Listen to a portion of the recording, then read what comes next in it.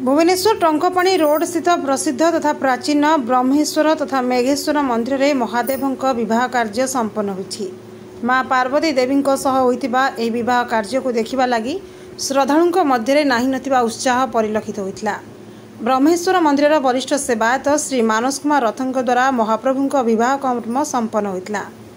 ए दुईटी मंदिर में उपस्थित भक्तों हुड़हुड़ी तथा सेवायतों मंत्रध्वनि मध्य यह नीतिकांति अत्यंत भक्तिपूत परिवेश मध्य अनुष्ठित होता।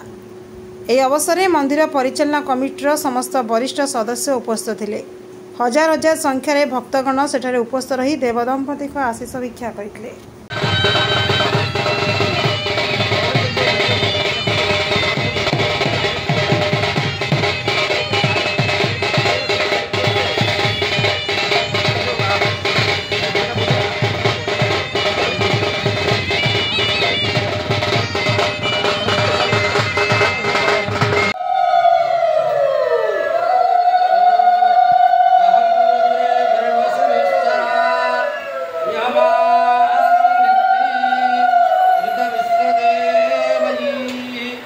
अहम मित्रावरुणो वारुवर्निहमिन्द्राग्नि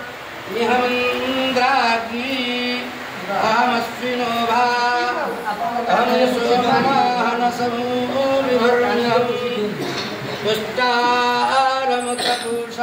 भगम्।